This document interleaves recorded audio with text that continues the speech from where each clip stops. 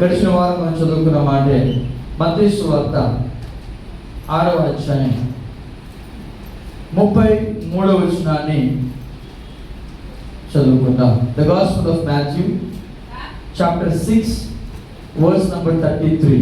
చదవండి. కాబట్టి మీరు ఆయన రాజ్యమును నీతిని మొదట వెతుకుడి, అప్పుడు అవన్నీ మీకు అనుగ్రహింపబడును. Matthew 6:33. But seek first the kingdom of God and his righteousness, and all these things shall be added to you. చిన్న ప్రార్థన. మహాపరిశుద్ధుడా, మహోన్నతుడా, ఇంతవరకు కూడా ఆరాధనలో మీ కృప అనుగ్రహించారు. ఈ వాక్యాన్ని మేము ధ్యానం చేయబోతుండగా మాతో మీరు మాట్లాడండి. వాక్యము మీది, మేము మీ వారము. నా గొర్రెలు నా స్వరము నా కదా ప్రభా, నీ స్వరముతో మా యొక్క మనస్సులను మా హృదయములను తెరవండి, కనికరించమని ప్రార్థన చేస్తాం. యేసుక్రీస్తు యొక్క ప్రశస్తమైన నామంలో ఈ ప్రార్థన అడిగి వేడుకొంచున్నాము పరమ తండ్రి. ఆమేన్.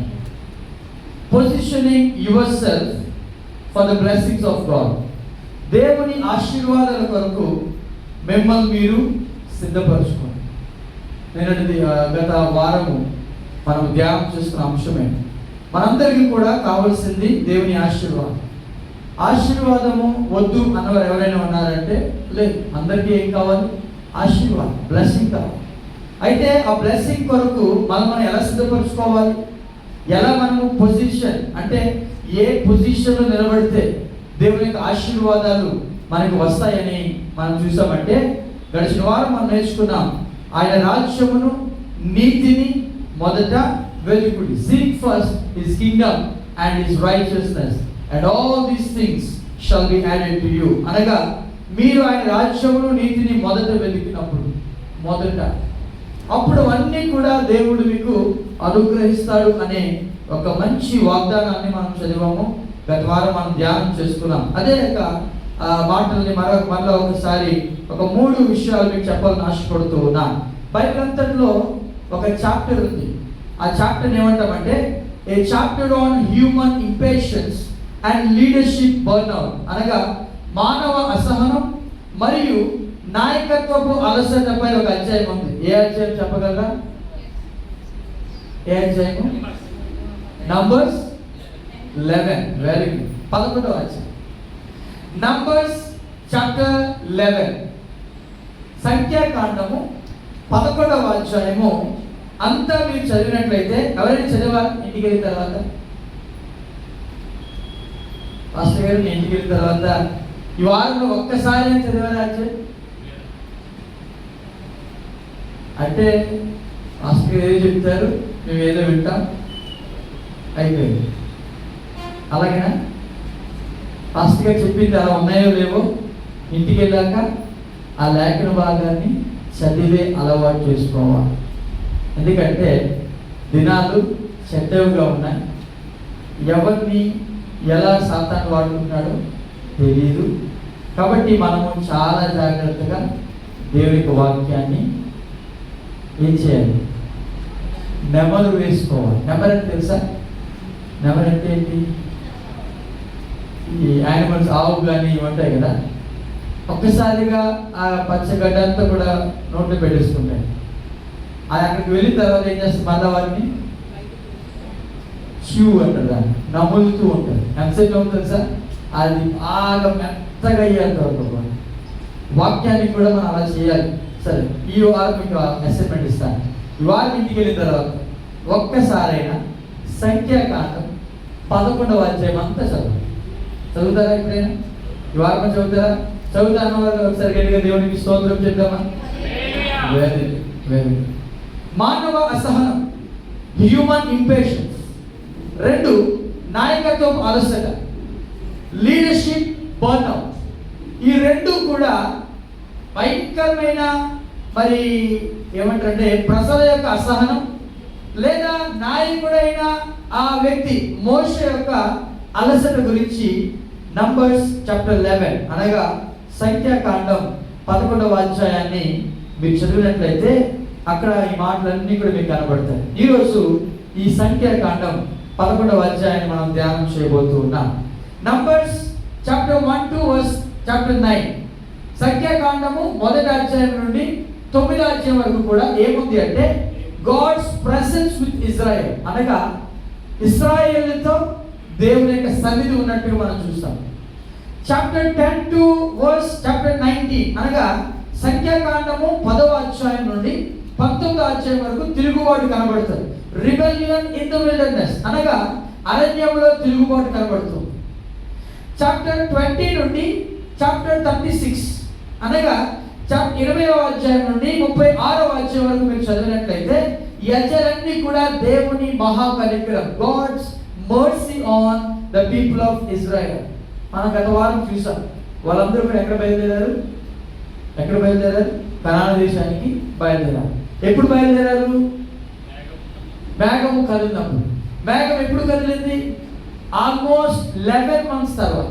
అనగా సీనాయి కొండ మీద దేవుడు 10 ఆజ్ఞలు ఇచ్చాడు. సీనాయి కొండ మీద దేవుడు ప్రత్యక్షపు గుడారాన్ని ఎలా బిల్డ్ చేయాలో అదంతా కూడా మోషేకి నేర్పించాడు. ఇదంతా కూడా 11 నెలలు, అనగా ఆల్మోస్ట్ 1 సంవత్సరం అంతా కూడా దేవుడు వారితో మాట్లాడిన తర్వాత 2వ సంవత్సరము 2వ నెలలో వారు ప్రయాణాన్ని ప్రారంభించారు. వారు ప్రారంభించినప్పుడు మరి అక్కడి నుండి వారు బయలుదేరారు.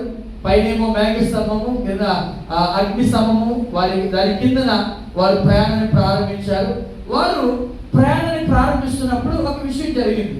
మోషే ఒక వ్యక్తితో మాట్లాడతాడు. ఏమని మాట్లాడతాడు? అయ్యా, మీరు మాతో పాటు రండి, ఎందుకంటే మేము వెళ్ళే ఈ అరణ్యంలో ప్రతి ఒక్క మూల, ప్రతి ఒక్క కార్నర్ అంతా కూడా తెలిసింది మీరు ఒక్కరికే, కాబట్టి మీరు నాతో రండి, మాతో రండి.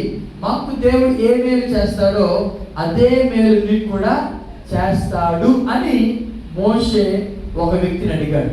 ఆ వ్యక్తి పేరు చెప్పగలరా?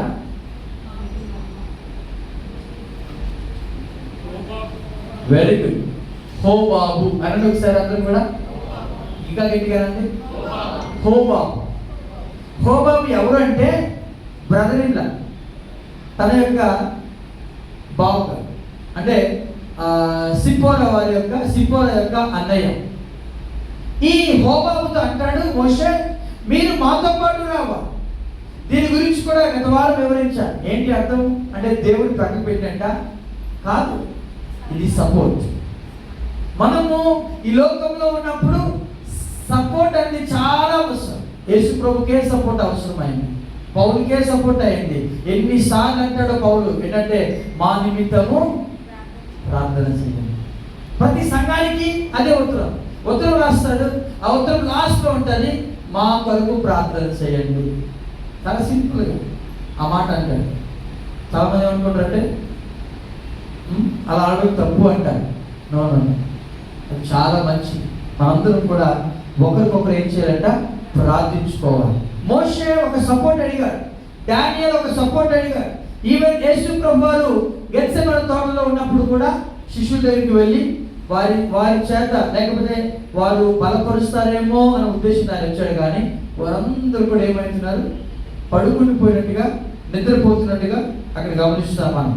సో మోషే ఆ వ్యక్తితో మాట్లాడతాడు. ఏమని అంటాడంటే, అయ్యా, ఈ అరణ్యంలో మనం ఉన్నాం కదా, ఈ అరణ్యంలో అన్ని మూలలు తెలిసింది మీరు ఒక్కరికే, మీరు మాతో పాటు రండి, please come with us to show the way, మాకు మార్గాన్ని చూపించండి అని ఆ వ్యక్తిని బతిమాలుకున్నప్పుడు ఆ వ్యక్తి ముందు రానంటాడు, తర్వాత వస్తాడని ఆ వ్యక్తి చెప్తూ ఉంటాడు. సో ఈ మాటలన్నీ కూడా మనం గత వారం నేర్చుకున్నాం. అయితే 11వ అధ్యాయం కొద్దాం ఒకసారి, బైబిల్ తెరుద్దాం. 11వ అధ్యాయం 1వ వచనాన్ని మనం చదువుకుందాం. The book of numbers chapter 11 verse number 1. సంఖ్యాకాండము 11వ అధ్యాయము 1వ వచనం.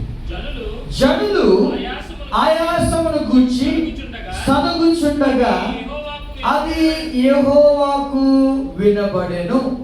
యెహోవా దాన్ని వినినప్పుడు ఆయన కోపము రగులుకొనెను. యెహోవా అగ్ని వారిలో రగులుకొని ఆ పానెములో ఒక కొనను దహింపసాగెను. The book of Numbers chapter 11 verse 1. Now when the people complained it displeased the Lord, for the Lord heard it, and his anger was aroused. So the fire of the Lord burned among them and consumed some in the outskirts of the camp. ఒకసారి ఆలోచిద్దాం. జనులు ఆయాసమును గూర్చి సనుగుచుండగా అది యెహోవాకు వినబడు. సనుగుట. ఇంకొక మాట ఉంటుంది, ఏంటది? గొనుగుట. సనుగుట, గొనుగుట. ఎక్కువ ఈ మాటలు ఉంటాయి కదా, సనగడము, గొనగడము, మర్మరింగ్ అంటారు ఇంగ్లీష్లో, కంప్లైనింగ్ అంటారు, మర్మరింగ్ అంటారు, చాలా మాటలు ఉంటాయి. జనులు ఆయాసం గురించి సనుగుతున్నారంట. అసలు వారు అప్పుడే స్టార్ట్ చేశారు జర్నీ. 1 year దేవుడు రెస్ట్ ఇచ్చాడు. 1 year కదా చెప్పాను లేదా? సీనాయి కొండ మీదే మేఘం నిలిచినప్పుడు వారు ప్రయాణాన్ని ప్రారంభించడానికి అక్కడే నిలబడిపోయారు. ఎంతకాలము? 11 months, 11 నెలలు. అంత రెస్ట్ ఇచ్చిన తర్వాత బయలుదేరదాం అన్నాడు. అంతే. ఏమొచ్చేసింది అప్పుడే? చెప్పలే? ఏమొచ్చేసింది? ఆయాస్. ఏమొచ్చింది? ఆయాస్. గమనించండి, 6 రోజులు పని చేసుకుంటాం, ఒక్క దినము దేవుని సన్నిధికి ఇవ్వడానికి ఏమొస్తుంది తెలుసా? ఆయాసం. జనులు ఆయాసం గురించి సాగడం మొదలు పెట్టారు. బాగా గమనించండి. దే కంప్లైంట్ అనే మాట ఇంగ్లీష్లో ఉపయోగించబడింది. When the people complained, ప్రజలు సనుగుతున్నారు. దేని గురించి సనుగుతున్నారో అక్కడ తెలుగులో రాయబడింది ఆయాసమును గురించి సనుగుతున్నారు. అసలు వారు బయలుదేరిందే ఆల్మోస్ట్ 1 year తర్వాత.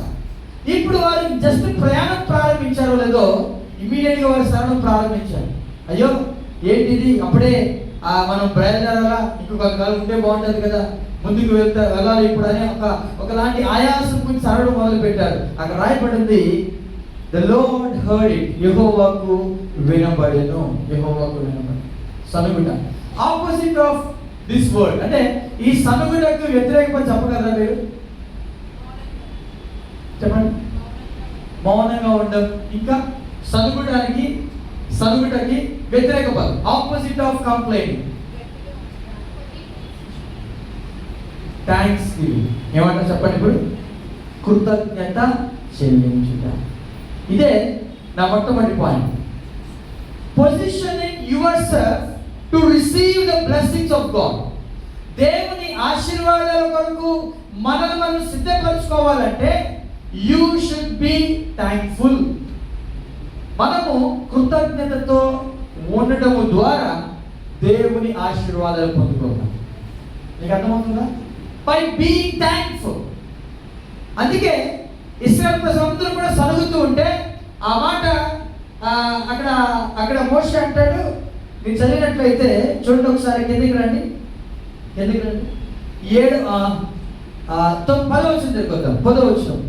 10th verse. జనులు తమ కుటుంబములలో ఎవరి గుడారపు ద్వారమునంద వారు ఏడవగా మోషే వినెను. చాలండి. Moses heard, they cry. అంటే వారి యొక్క ఏడుపు మోషే విన్నాడు. ఏమని ఏడుస్తున్నారు? ఆయాసం గురించి ఏడుస్తున్నారు, ఆహారం గురించి ఏడుస్తున్నారు. మనం కూడా కంప్లైంట్ ఇస్తాం. దేని గురించి తెలుసా? జీవితము సరిగ్గా లేనప్పుడు. జీవితం బాగున్నప్పుడు పర్వాలేదు, కానీ జీవితం బాగోలేనప్పుడు ఏం చేస్తాం? వెంటనే కంప్లైంట్ వచ్చేస్తాం. ఒక చిన్న ప్రాబ్లం రాగానే వెంటనే ఏమొస్తుంది? సనగడం. దేవుడు నాకు ఏం చేశాడు? ఒక్క చిన్న ప్రాబ్లం. ఆ రోజు బాగా చెట్టు ఎదిగింది, మరుసటి రోజు చెట్టు వాడిపోయింది. ఒక వ్యక్తి ఏం చేశాడు ఆ చెట్టు గురించి? ఎవరి వ్యక్తి? ఎరిపోయాడు. ఒక రోజు పెరిగిన చెట్టు సంతోషించాడు, మరుసటి రోజు చెట్టు వాడిపోయింది. అంతే. ఆ ఒక్క వాడిపోయినందుకే చాలా కోపం అయిపోయాడు. చాలా బాధపడిపోయాడు. ఇంకా చెప్పాలంటే ఏమంటే తెలుసా? అసలు బతకడం కంటే చావడమే. చూసారు? అప్పుడు వరకు కూడా లైఫ్ అంతా బాగానే ఉంది. ఒక లెటర్ వచ్చింది ఇంటికి, ఆ లెటర్ చదివాడు, ఫెయిట్ అయిపోయాడు ఆ వ్యక్తి. ఆ లెటర్ ఏముంది తెలుసా? ఏముంది? రేపు నేను చంపేస్తాం అనే లెటర్ వచ్చింది అతనికి. వెంటనే తెలుసా, అయ్యా నా ప్రాణాన్ని తీసుకొని ప్రార్థన చేశాను. ఎవరో వ్యక్తి? ఏలియా. అలాంటి లెటర్ వచ్చింది. ఆ లెటర్ ఒక రాణిగారు పంపించాడు. ఆ లెటర్ చదువుకొని ఫెయింట్ అయిపోయాడు, బాధపడిపోయాడు. అంటున్నాడు, అయ్యా నేను నా పిల్లల కంటే ఎక్కువ వాడు కాను, ఇంత మటుకు చాలు, నా ప్రాణము. సరే, కంప్లైంట్స్ ఎలా ఉన్నాయో.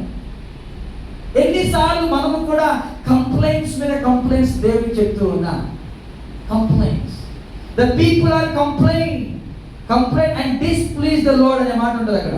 It displease the Lord. ఒక వ్యక్తి అంటాడు, ఆయన పేరు డేవిడ్ విల్బా. God takes our thankfulness very seriously. అంటే దేవుడు మన కృతజ్ఞతను చాలా సీరియస్గా తీసుకున్నాడు. థ్యాంక్స్ అనే మాట మనం చాలా సింపుల్గా చెప్పేస్తాం, కానీ థ్యాంక్స్ అనే మాటలో దేవుడు చాలా సీరియస్గా మాట తీసుకుంటాడు. ఇంకో మాట అంటాడు, when we give thanks we honor him, and the opposite is also true.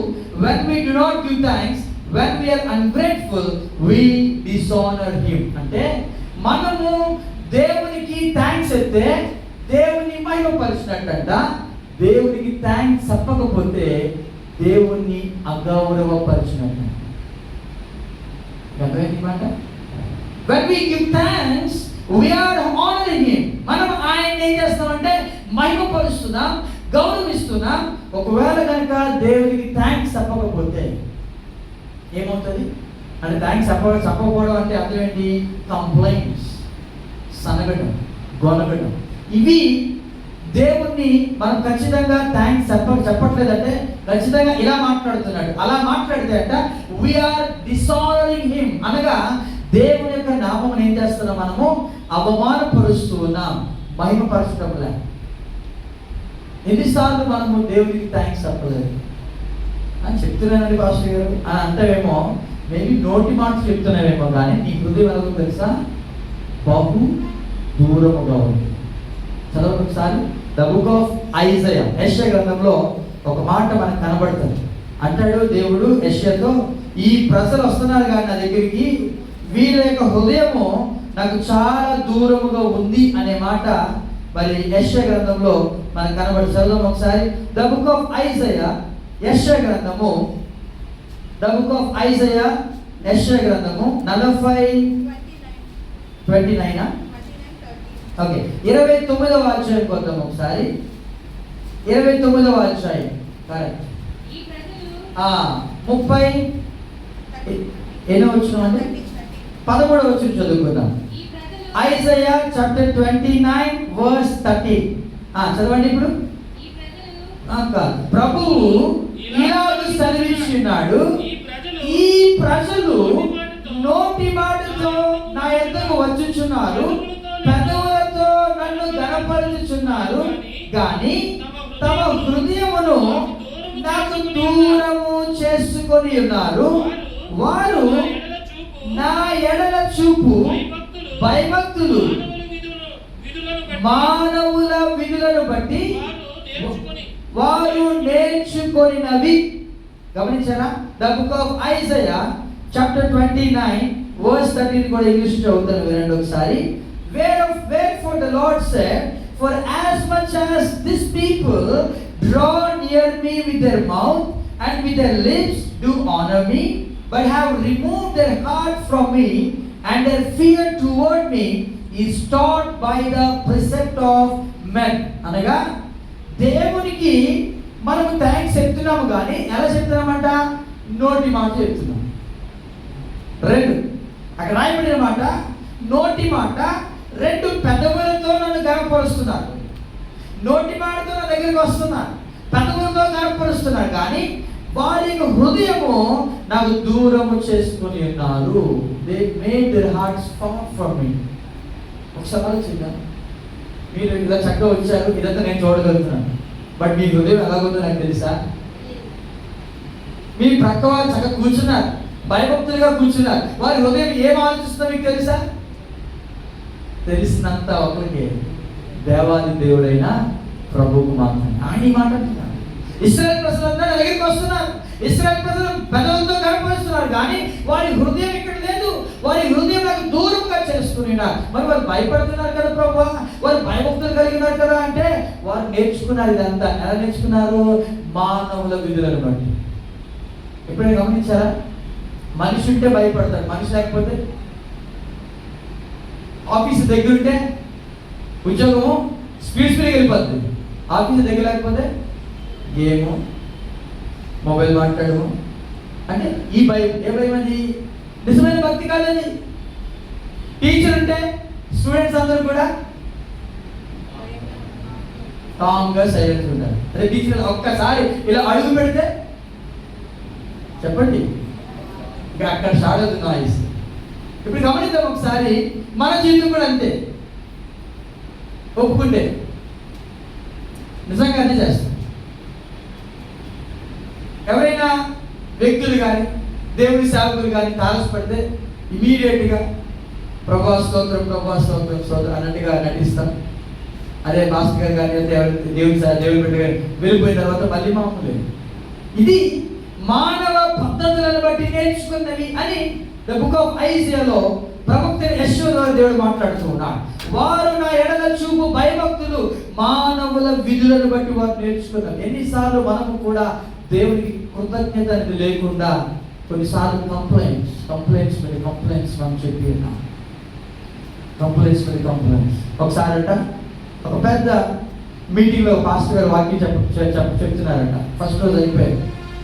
రెండో రోజు ఆ మీటింగ్కి వెళ్ళిన ఒక వ్యక్తి తన ఫ్రెండ్ని ఆహ్వానించి అరే ఒక పాస్టర్ గారు చాలా చక్కగా వాక్యం చెప్తున్నా, నువ్వు కూడా నాతో రావాలి అని ఆహ్వానించాను. అతను వచ్చాడు. అతను వచ్చిన తర్వాత లోపలికి రాగానే ఆ మీటింగ్ కూర్చున్నారు. ఆ మీటింగ్ అంతా కూడా గ్రౌండ్లో పెట్టారు. భయంకరమైన వర్షం, భయంకరమైన ఫ్లడ్, అంటే వరదలాగా తుఫాన్ లాగా గాలి వీస్తూ ఉంది అనగానే ఈ పాస్టర్ గారు లేచి మనందరూ కూడా దేవునికి వందనాలు చెప్తా అన్నాడు. ఈ ఫ్రెండ్ అడిగాడు, దేనికి ఒక వందనాలు చెప్పాలి? మంచి వాతావరణం ఉందా? భయంకరమైన చుట్టూ గాలి వీస్తుంది, భయంకర తుఫాను, వర్షం పడుతూ ఉంది. ఇప్పుడు దేవునికి ఎన్ని థ్యాంక్స్ చెప్పాలి? మంచి వాతావరణం చెప్పొచ్చు కదా అని ఫ్రెండ్ అంటుంటే, లేదు విను, ఆ పాస్టర్ ఏమంటారు విను అని చెప్పి ఆ పక్కన వ్యక్తి మాట చెప్పాడు.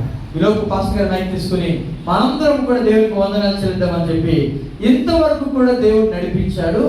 ఇంతవరకు కూడా ఈ మీటింగ్లో ఎటువంటి అలజడి లేకుండా చేసిన దేవునికి వందనాలు చెల్లిద్దాము అని ఒక్కసారిగా వారందరినీ కలిసి దేవుని స్తుతించమని చెప్పాను. మీకు అర్థమైందా?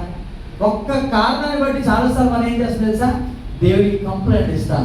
ఆ ఒక్క కారణం తీసేస్తే ఎన్నో కారణాలు కనబడతాయి దేవునికి వందనాలు చేయడానికి. అవన్నీ కూడా బ్లైండ్ చేసేస్తాడు అపవాది. ఒకే ఒక కారణాన్ని చూపిస్తాడు. ఆ కారణాన్ని భూతత్వంలో పెట్టుకో, ఈ దేవుడు ఏం చేస్తాడు? ఎన్నిసార్లు మనము కూడా ఒక్క కారణాన్ని బట్టి దేవునికి మహిమను చెల్లించకుండా ఆ ఒక్క కారణాన్ని బట్టి మనం ఎన్నిసార్లు కంప్లైంట్ ఇవ్వలేదు. ఆల్మోస్ట్ 11 months దేవుడు వారికి రెస్ట్ ఇచ్చాడే.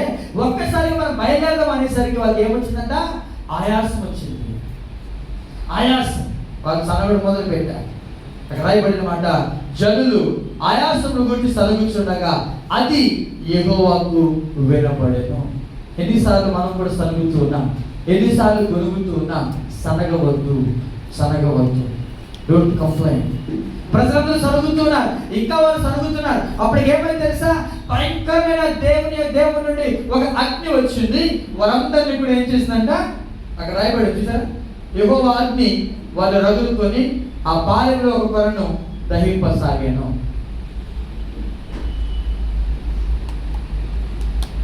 ఒక కొన అనే మాట ఉంది కదా, ఇంగ్లీష్లో ఏముందంటే అవుట్స్కర్ట్స్ ఆఫ్ ద క్యాంప్ అని ఉంది. అవుట్స్కర్ట్స్ అంటే ఎవరు కంప్లైంట్ ఇస్తారు తెలుసా? ఎవరు కంప్లైంట్ ఇస్తారు? ఎప్పుడైనా మీరు గమనించండి, ఎవరు కంప్లైంట్ ఇస్తారు? స్కూల్లో కానీ కాలేజ్లో కానీ ఎవరు ఎక్కువ కంప్లైంట్ ఇస్తారు? ఎవరు ఎక్కువ కంప్లైంట్ ఇస్తారు? చెప్పండి. స్టూడెంట్ చెప్పాలి, రాబర్ట్ ఏం చెప్పాలి, ఏం చెప్తేనే బాగుంటుంది.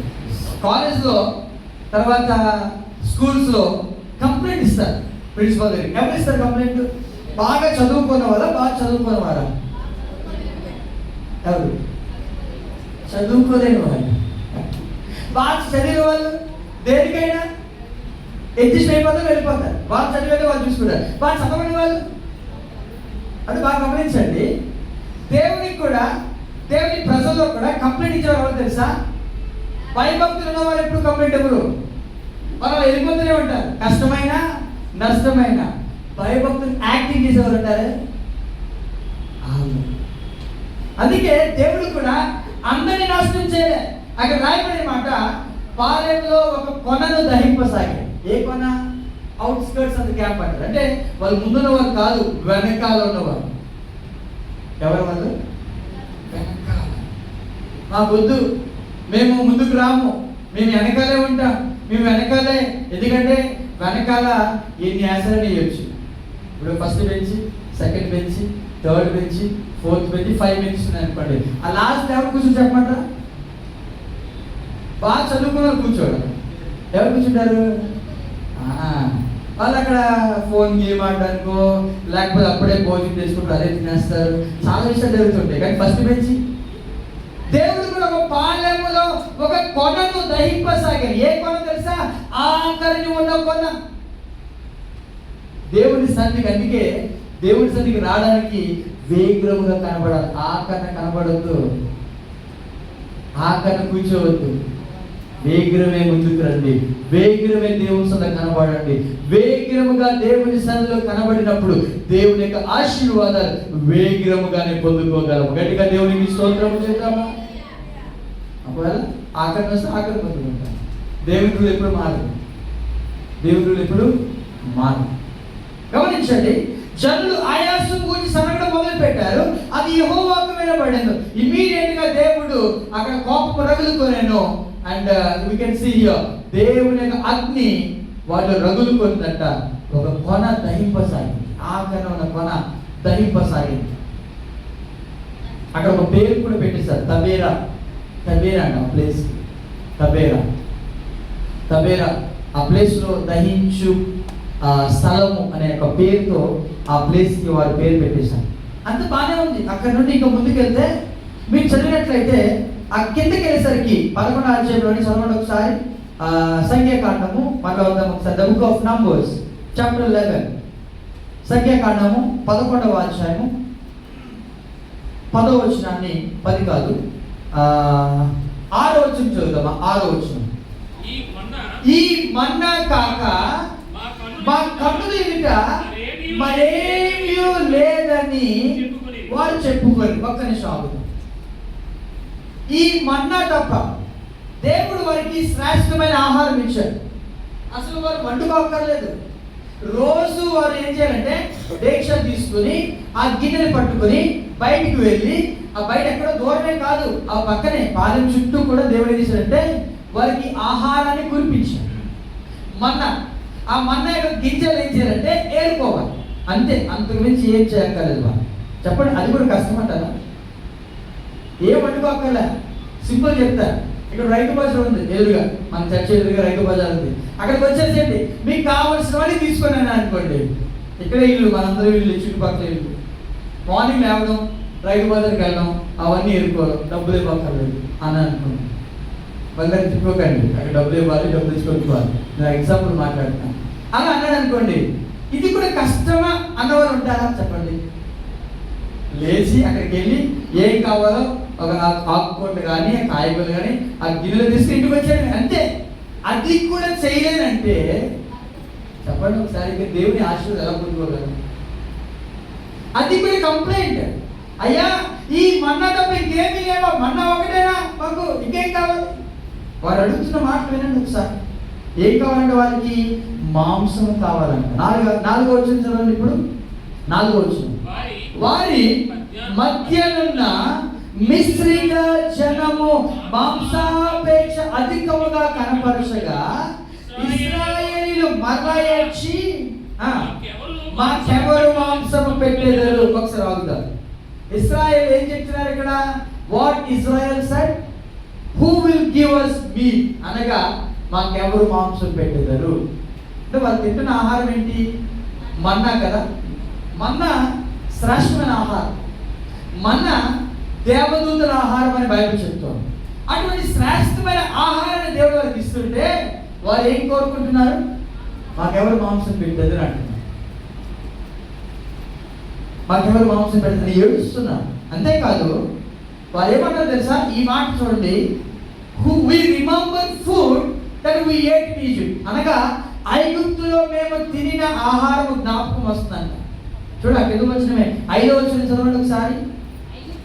ఐగుప్తులో మేము ఉచితముగా తినిన చేపలను, కీరకాయలను, దోసకాయలను, కూరాకులను, ఉల్లిపాయలను, తెల్లగడ్డలను జ్ఞాపకమునకు వచ్చుచున్నవి.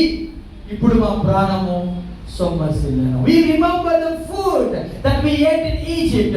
ఐగుప్తులో మేము తిన్న ఆహారం గుర్తొస్తుంది. ఇప్పుడు నిజం చెప్తాము ఒకసారి, ఐగుప్తులో అసలు ఏమైనా ఉచితంగా ఆహారం తిన్నారా? ఇన్ని అబద్ధాలు ఆడుతున్నారు తెలుసా? మేము ఐగుప్తులో ఇది ఎలా ఉందంటే, మేము క్రైస్తవత్వం వచ్చిన తర్వాత మా జీవితం బాగోలేదు, మేము ముందున్న జీవితంలోనే చాలా బాగుంది. అది అబద్ధం. ముందున్న జీవితంలో ఎంత ఏడ్చావు నువ్వు, లోక సంబంధంగా ఉన్నప్పుడు ఎంత కన్నీరు కాచావు. ఐగుప్తు దేశంలో ఇశ్రాయేలు ప్రజలు ఉన్నంత కాలం ఎలా ఏడ్చారో తెలుసా? వారి ఏడు పంట ఆకాశమందున దేవుని సన్నిధికి చేరింది అని బైబిల్ చెప్తూ ఉంది. వారు పడుతున్న వేదన, వారు ఒక్కొక్కరిని కొడుతూ ఉంటే, కొడాలతో కొడుతూ ఉంటే, ఐగుప్తు అందరూ కూడా బానిసలుగా వారు చూస్తూ ఉంటే, ఇప్పుడు చెప్పండి, they ate the food freely. వారు ఉచితంగా ఆహారం తిన్నారంట. నిజమా? దేవుని సేవకుడితో అబద్ధం చెప్తున్నా. ఐగుప్తులో మేము తిన్న ఆహారం జ్ఞాపకం వస్తుందయ్యా మోషే? మేము మంచి మంచి ఆహారం తిన్నాం, కీరకాయలు తిన్నాం, చేపలు తినారంట, దోసకాయలు తినారంట, కూరాకులు తినారంట, ఉల్లిపాయలు, తెల్లగడ్డలు, అవన్నీ మాకు జ్ఞాపకం వస్తున్నాయి. 3వ అంటున్నారు, there is nothing except this manna. ఈ మన్నా తప్ప మరి ఏమీ లేదు. దేవుని యొక్క ఆహారం, దేవుడు ఇచ్చిన ఆహారం, ఇది మాకు తప్ప ఇంకేమీ లేదు. మాకు బోర్ కొట్టేస్తుంది ఈ మన్నా, ఏం బాలేదు. ఎన్నిసార్లు మనం కూడా ఇలాంటి మాటలు కంప్లైంట్ చేస్తాం. How many times we complain like this? మనం దేవుడు కూడా కంప్లైంట్ చేస్తాం. ఏంటి ప్రభా ఈ ఉద్యోగము ఇలాగే చేస్తున్నాను, నాకేంటి ఇంక్రిమెంట్ లేదు, ఏది లేదు, ఇది లేదు, అది లేదు. దేవుడు అసలు జాబ్ ఇచ్చాడని ఆ యొక్క థ్యాంక్స్ గివింగ్ అనేది మర్చిపోయింది. ఆ ఒక్క కారణం బట్టి ఏం చేస్తాం మనము? దేవుడికి కంప్లైంట్స్, దేవుడికి మనం ఏం చేస్తాము? సనుగుతున్నాం. ఒకసారి ఆలోచిద్దాం. మాకెవరు మాంసం పెట్టదు, వారు అడుగుతున్న మాటలు. మేము తిన్న ఆహారం జ్ఞాపకం వస్తుంది. ఇప్పుడు మాకేమీ లేవా? ఈ మన్నా తప్ప ఇంకేమీ లేదా అని వారందరూ కూడా మరి ఏడుస్తూ ఉంటే 10వ వచనం రాయబడింది, జనులు తమ తమ కుటుంబములలో ఎవరి గుడారపు ద్వారం వద్ద వారు ఏడవగా మోషే వినెను, యెహోవా కోపము బహుగా రగులు కొనెను.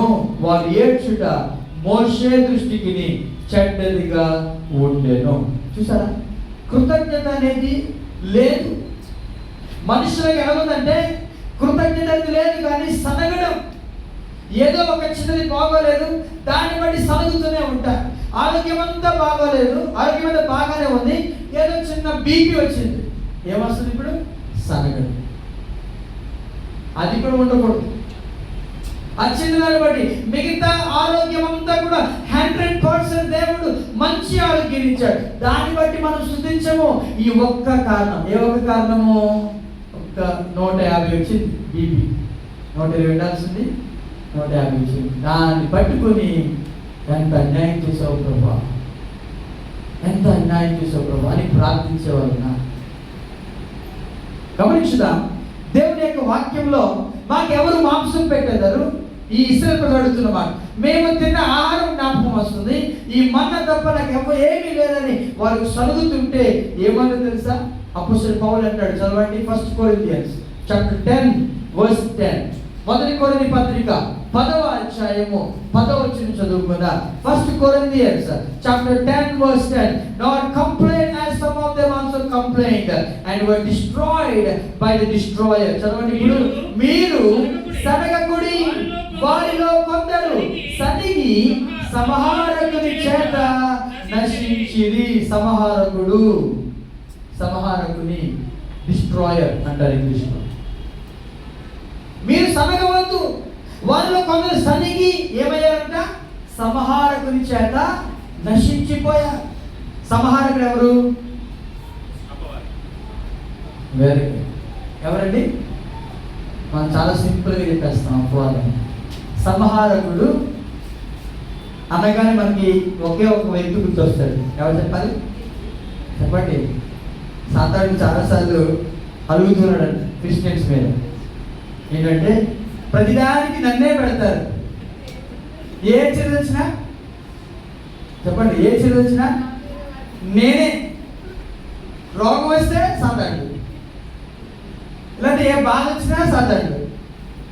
అది చెప్పండి, చాలా సింపుల్గా అన్నా కదా సాతాడు అని. సంహారకుడు అనేది రెండు రకాలుగా అర్థం చేసుకోవాలి. బాగా గమనించండి. ఇక లిస్ట్ కూడా మీకు ఇచ్చారు. ఒకవైపు సాతానుడు ఉన్నాడు. సాతానుడు కూడా డిస్ట్రాయర్, నాశనకర్త అని పిలుస్తూ ఉంటాం. ఇటుపక్క ఉన్న వ్యక్తి ఎవరంటే నాశనము చేయు దూత, డిస్ట్రాయింగ్ ఏజెంట్, డిస్ట్రాయింగ్ ఏజెంట్. ఈ రెండింటికి దాని తేడా ఉంది. సాతాను సంహారకుని దూత అంటారు. ఓకేనా? ఈ రెండింటికి ఒక డిఫరెన్స్ మీకు చూపిస్తాను. దాన్ని బట్టి మీరు చెప్పాలి తర్వాత సంహారకుడా లేదా సాతాను మీరు చెప్పాలి. ఫస్ట్ది, సాతాను ఏం చేస్తాడంటే దేవునికి విరోధి.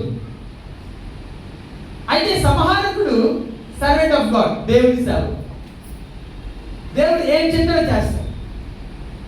దేవుడు తీర్పు తీర్చమని తీరుస్తాడు. నువ్వు వెళ్ళి ఆ జనాన్ని నాశనం చేయని నాశనం చేస్తాడు. అపోజ్ కాదు, దేవుడి సేవకుడు, సర్వెంట్ ఆఫ్ గాడ్. దేవునికి విరోధం ఏం చేస్తాడంటే పర్మిషన్ తీసుకుని, దేవునికి ఇష్టపడదు ఆ వ్యక్తిని నాశనం చేయడం ఇష్టపడదు, కానీ ఈ వ్యక్తి వెళ్ళి అయ్యా నాకు పర్మిషన్ ఇవ్వండి పలానా వ్యక్తిని నాశనం చేద్దాం అనుకుంటానంటే దేవుని దగ్గర పర్మిషన్ తీసుకుని వచ్చి నాశనం చేసే వ్యక్తి ఎవరంటే సాతానుడు. దేవుడు చెప్తేనే కానీ ఆ వ్యక్తి ముట్టుకోకుండా వెళ్ళే వ్యక్తి డిస్ట్రాయింగ్ ఏజెంట్, నాశనం చేయదుట. సాతానుడు దురుద్దేశంతో పనిచేస్తాడు. Acts from evil motives. దురుద్దేశం. ఏ దురుద్దేశము? సపోజ్ ఎగ్జాంపుల్ యోబు తీసుకుందా. యోబుకి అంత భయంకరమైన శిక్ష రావడానికి అపవాద ఉద్దేశం ఏంటి చెప్పండి? దేవునికి దూరంగా చేయడం, అదే దురుద్దేశం. నువ్వు దేవునికి దూరంగా వెళ్ళాలి అనేదే సాతాను యొక్క ఉద్దేశం. కానీ డిస్ట్రాయింగ్ ఏం చేస్తారంటే దేవుని ఆజ్ఞతో పనిచేస్తాడు. కమాండ్, గాడ్స్ కమాండ్ అనగా యాక్ట్స్ ఫ్రమ్ గాడ్స్ కమాండ్. దేవుని ఆజ్ఞతో పనిచేస్తాడు. దేవుని ఆజ్ఞ తెలుసా? ఎవరు కూడా ఆయనకు దూరంగా వెళ్ళడము ఇష్టం లేదు. ప్రతి ఒక్కరు దేవునికి సమీపంగా రావాలి అనే ఉద్దేశంతోనే దేవుడు కార్యాలు చేస్తాడు. గట్టిగా దేవునికి స్తోత్రము చెప్దామా? హల్లెలూయా. రోగం వచ్చింది, బాగా గమనించండి. అది అపవాది కలిగించిందా లేకపోతే దేవుని యొక్క ఆజ్ఞ ద్వారా ఈ యొక్క నాశనం చేయదూత సంహారకుడు వచ్చిందని ఆలోచిస్తే దేవునికి సమీపంగా తీసుకెళ్ళాలి. ఏదైతే వస్తుందో దేవుని ఆజ్ఞ ప్రకారం. చూడండి, దురుద్దేశంతో సాతాను ఏం చేస్తాడంటే ఒక వ్యక్తిని నాశనం చేయాలి, దేవునికి దూరం చేయాలనే ఉద్దేశంతో అపవాది పనిచేస్తే దేవుని ఆజ్ఞతో పనిచేసే ఎవరంటే డిస్ట్రాయర్ అనగా నాశనం చేయదూత. అంతేకాదు దేవుని రాజ్యాన్ని వ్యతిరేకిస్తాడు, అపోజెస్ గాడ్స్ కింగ్డమ్. అయితే ఈ యొక్క డిస్ట్రాయింగ్ ఏంజెల్ దేవుని రాజ్యముకై సేవ చేస్తాడు, సర్వ్స్ గాడ్స్ కింగ్డమ్.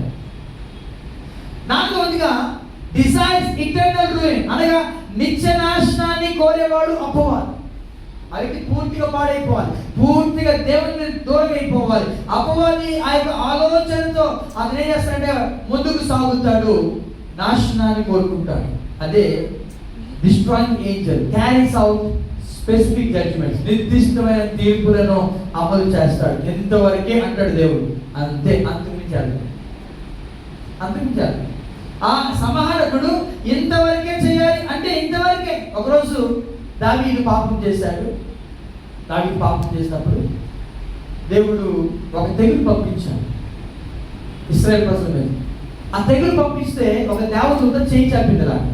ఆ చేయి చాపినప్పుడు చాలా మంది చనిపోతూ ఉంటే దావీదు వెంటనే బలి ఇచ్చి అయ్యా నన్ను క్షమించనని దేవుడికి పశ్చాత్తాపడి ప్రార్థన చేస్తే వెంటనే దేవుడు అంటాడు, ఎంత మట్టుకు చాలు, నీ చెయ్యి తీసివేయము అని జనములను నాశనం చేయు దూతకు. చూడండి ఒకసారి మాట.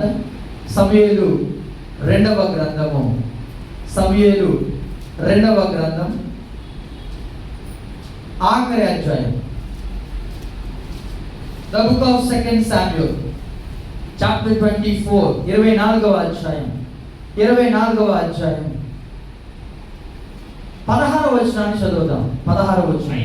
అయితే దూత యెరూషలేము పైని హస్తము చాపి నాశనము చేయబోయినప్పుడు యెహోవా ఆ కీడును గూర్చి సంతాపం పొంది, అంతే చాలును, నీ చెయ్యి తీయుమని జనులను నాశనము చేయు దూతకు ఆజ్ఞ ఇచ్చెను. చాలండి. ఏ దూత? జనములను నాశనము చేయు దూత. The destroying angel of God. The destroying angel of God. God said to the destroying angel of God, enough. చాలు, అంతే చాలు, నీ చెయ్యి తీసివేయమని ఆజ్ఞించినప్పుడంట వెంటనే ఆ దూత అక్కడ ఆగిపోయింది. జనములను నాశనం చేయవద్దు. అపవాదాన్ని సిలువుగా అనేవద్దు. ప్రతి చిన్నదానికి అపవాదిని పెట్టవద్దు. ఏ దేవుడు చేయడా? దేవుడు ఓన్లీ ప్రేమ గలవాడు మాత్రమేనా? ఆయన పరిశుద్ధమైన దేవుడు కూడా. ఆయన చేయి చాపుతాడు. ఆయన్ని గాయం చేస్తాడు, గాయాన్ని మాన్పేవాడు కూడా ఆయన. ఆయనే నాశనం చేస్తాడు, ఆయనే బాగు చేస్తాడు. రెండు చేయగల శక్తిమంతుడు దేవాది దేవుడు మాత్రమే. నమ్మిన వారు గట్టిగా దేవునికి స్తోత్రము చెప్దామా? అపవాదిని మీరు ఎప్పుడు అనొద్దు. అపవాది చేసి అనొద్దు. యోబు కూడా తెలియదు అపవాది చేశారని. యోబు కూడా ఇది తన యొక్క ఆలోచన, తన మాటలన్నీ కూడా దేవునికి అప్పగించుకుంటాడు. దేవునికి అప్పగించుకుంటాడు. మనకు కూడా సులువుగా అపవాదిని అనొద్దు. అయ్యా, ఇది ఎందుకు నువ్వు తెప్పించావు, ఇదెందుకు నా మీదకి రప్పించావు అని దేవునికి పశ్చాత్తాపడితే దేవుడే దాన్ని తీసివేయగల సమర్థుడుగా మన దేవుడు ఉన్నాడు. నమ్మిన వారి గట్టిగా దేవునికి స్తోత్రము చేద్దామా? అంతే చాలును, నీ చెయ్యి వెనుకకు తీయుము అని జనులను నాశనం చేయ దూతకు ఆజ్ఞ ఇచ్చాను. నిర్దిష్టమైన తీర్పులను అమలు చేస్తాను. నిర్దిష్టమైన తీర్పు. మీరు అనొచ్చు, అంటే చనిపోమా అండి? చనిపోతారు. ఇందువల్లనే మీరు అనేకులు ప్రభువులు తీసుకున్నప్పుడు ఈ మాట చెప్తారు. ఏంటది? ఇందువల్లనే మీరు అనేకులు రోగులను, చాలా మంది బలహీనులను, చాలా మంది నిద్రించుచు ఉన్నారు. ఓకే, అంటే అయోగ్యముగా ఎక్కడైనా మనము అయోగ్యముగా తీసుకున్నప్పుడు దేవునికి మనం పశ్చాత్తాపడి అప్పగించుకుంటే ఆయన క్షమిస్తాడు. ఒకవేళ అదే కంటిన్యూ అయిపోతే జనములను నాశనం చేయి దూతకు అప్పగిస్తాడు. ఇష్టాంగించి సంహారకుడు, అతని పేరు సంహారకుడు. ఒకరిప్పుడు అపవాదిక డిజైర్స్ ఇటర్నల్ రూయిన్, అనగా నిత్య నాశనాన్ని కోరుతాడు, కానీ నిర్దిష్టమైన తీర్పులను అమలు చేస్తాడు. దేవుడు ఏం చెప్తాడో అది చేస్తాడు. లాస్ట్ది, 5వది, హ్యాస్ నో రైట్ఫుల్ అథారిటీ. సరైన అధికారం లేదు. అపవాదికి సరైన అధికారం లేదు. అదే destroying angel operates under God's authority. దేవుని అధికారము క్రింద పనిచేస్తాడు. దేవుడు ఏం చెప్తే చేస్తాడు. అపవాది హ్యాస్ నో రైట్ఫుల్ అథారిటీ. అతనికి ఆశ ఉంటుంది, ఆ వ్యక్తిని నాశనం చేయాలంటుంది, కానీ దేవుని బిడ్డలైన వారికి దేవుడిచ్చిన గొప్ప ఆధిక్యత తెలుసా? ఆకాశమందును భూమి మీదను నాకు సర్వ అధికారము ఇవ్వబడెను. ఈ అధికారం ఎవరో తెలుసా? నజరేయుడైన యేసుక్రీస్తు ప్రభువారి. గట్టిగా దేవునికి స్తోత్రము చేద్దామా? ఇదండి యేసు ప్రభు నమ్ముకున్న వాళ్ళకి, వాళ్ళ మీద ఏ హక్కు లేదు, అపవాదికి సరైన అధికారం లేదు. నిన్ను ఒకవేళ ముట్టుకుంటే దేవుని యొక్క కనుగుడ్డును ముట్టుకున్నట్టు అని దేవుడే వాగ్దానం చేసిన గొప్ప దేవుని కలిగి ఉన్నాం. నమ్మిన వారి గట్టిగా దేవునికి స్తోత్రము చెప్తామా? కృతజ్ఞతతో ఉండాలి. మనం సనగడం కాదు, గొరగడం కాదు. Don't complaint, don't murmur, don't murmur. దేవునికి వ్యతిరేకంగా ఏ యొక్క మాటలు మన నోటి నుండి రావడానికి వీలేదు. అంత కూడా ఎలా మాట్లాడాలి తెలుసా? క్షేమాభివృద్ధికరమైన మాటలే పలకాలి. చివరిగా ఒక 3 మాటలు చెప్పి నేను ముగిస్తాను. థ్యాంక్ఫుల్ అంటే గ్రాటిట్యూడ్ అంటారు కదా ఇంగ్లీష్లో. What is the meaning of gratitude? కృతజ్ఞత అంటే ఏంటో తెలుసా? Acknowledging God's faithfulness. దేవుని నమ్మకత్వమును అంగీకరిస్తున్నట్లుగా మనం ఒప్పుకుంటున్నాం. దేవా, నీవు నా జీవితంలో చేసిన ఇవన్నిటికీ కూడా నీవే నమ్మకమైన దేవుడు ప్రభువా అని నీవు ఒప్పుకుంటున్నావు. కృతజ్ఞత. 10 మంది కుష్ఠరోగులు అయా మమ్మల్ని కరుణించు అంటే మీరు వెళ్ళండి, మీకు బాగవుతుంది, మీరు వెళ్ళండి, యాజకులు చూపించుకోండి అంటే వాళ్ళు వెళ్తుంటేనే స్వస్థపరచబడ్డారు. అయితే ఒకడు మాత్రం వెనక్కి వచ్చి అంటాడు, అయ్యా చాలా వందనాలయ్యా, నీవు నిజంగా నమ్మకమైన దేవుడు అయ్యా అని ఒప్పుకుని ఆయన ముందు సాష్టాంగపడితే యేసు అంటాడు, 10 మంది శుద్ధులయ్యారు కదా, ఆ మిగతా 9 మంది. ఆయన అన్నాడు కరెక్టే, మీరు వెళ్ళండి, మీరు వెళ్ళి ఏం చేయాలి? మీరు యాజకుని కనిపించుకోండి. ఇప్పుడు చెప్పండి, నిజంగా ఆ 9 మంది కూడా యాజకుని దగ్గరికి వెళ్తారా? వెళ్ళరా? వెళ్ళే ఉద్దేశం ఉంటే ముందు ప్రధాన యాజకుడైన ఆయన దగ్గరికి వచ్చి ఆయన ముందు సాష్టాంగ పడతారు కదా. వాళ్ళు వెళ్ళే ఉద్దేశమే చూసారా? మోటివ్స్. యాజకుని దగ్గరికి వెళ్ళండి అన్నది ఆయన. వాళ్ళు నిజంగా వెళ్ళే ఉద్దేశం ఉంటే ఆ యాజకుని కన్నా పైన ప్రధాన యాజకుడు ఉన్నాడు కదా, ఆయన విడిచిపెట్టి ఎందుకు వెళ్తారు? They will come first here. వారు ముందు వస్తారు ఇక్కడికి, ఈ ప్రధాన యాజకుడి దగ్గరికి వస్తాడు. ఒకే ఒక్క వ్యక్తి వచ్చాడు, ఆ వ్యక్తి కృతజ్ఞత భావము కలిగిన వాడు. గట్టిగా దేవునికి స్తోత్రం చేద్దామా? Acknowledging God's faithfulness. దేవుని నమ్మకత్వాన్ని అంగీకరించాలి. ఈరోజు మనం అంగీకరిస్తున్నామా? రెండవది, హంబ్లింగ్ అవర్ సెల్ఫ్స్. మనల్ని తగ్గించుకున్నట్టు.